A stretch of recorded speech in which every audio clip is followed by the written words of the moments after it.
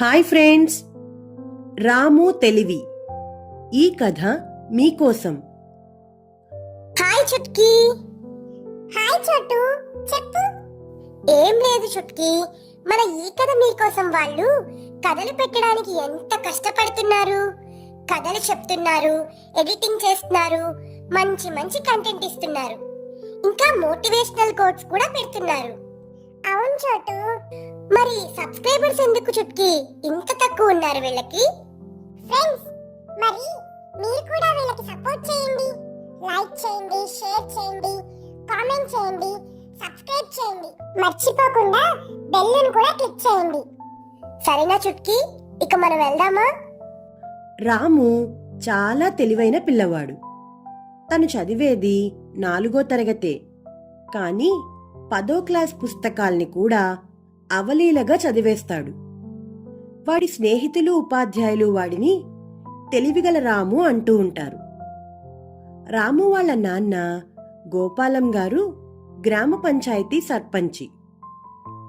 ఊళ్ళో పెద్ద మనిషి కావటంతో ఆయన రకరకాల వివాదాలను పరిష్కరించాల్సి వస్తుండేది. కొన్నిసార్లు తను పరిష్కరించలేని సమస్య ఏదైనా వస్తే రాముని సాయం అడిగేవారు గోపాలం గారు.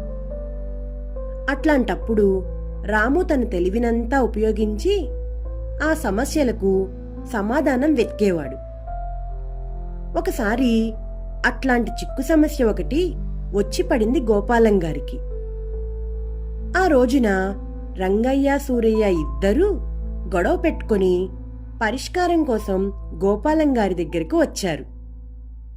ఏమైందయ్యా అని ఆయన అడిగితే రంగయ్య చెప్పాడు, వారం రోజుల క్రితం నేను నా కుటుంబంతో కలిసి మా అన్నయ్య వాళ్ళ ఊరికి వెళ్ళాను. మాకొక ఆవు ఉన్నది.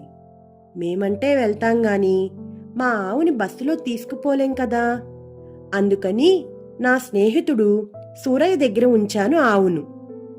తిరిగి వచ్చాక నా ఆవుని ఇవ్వమని అడిగితే అది నాదే అంటున్నాడు సూరయ్య. దయచేసి మీరే న్యాయం చెయ్యాలి అని. కాదండి, ఊరికి వెళ్ళొస్తానంటే సరే వెళ్ళి రమ్మన్నాను. నాకేం తెలుసు నా ఆవు మీద వీడి కన్ను పడిందని.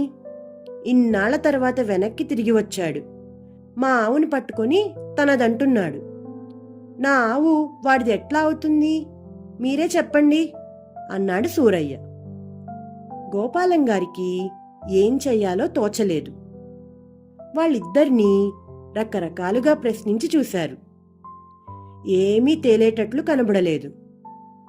రాము ఏమైనా చెప్తాడేమో చూద్దామని సమస్యను రాముకి అప్పగించారు. రాము కళ్ళు మూసుకున్నాడు.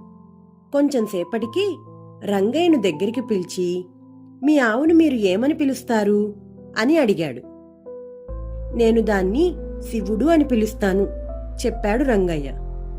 తరువాత సూరయ్యని పిలిచి అడిగితే నేను దాన్ని కోటి అని పిలుస్తాను అన్నాడు అతను.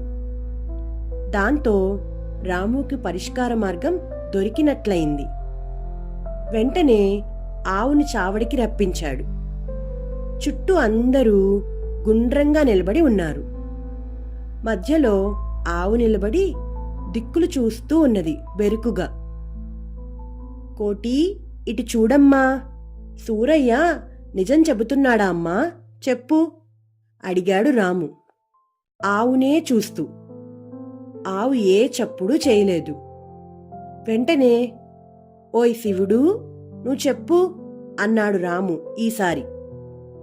శివుడు అన్న పేరు వినగానే ఆవు రాముకేసి చూసి రెప్పలార్పింది, చెవులాడించింది, మెళ్ళో గంటలు గణగణలాడేటట్లు తల ఊపి ఓ అడుగు ముందుకు వేసింది.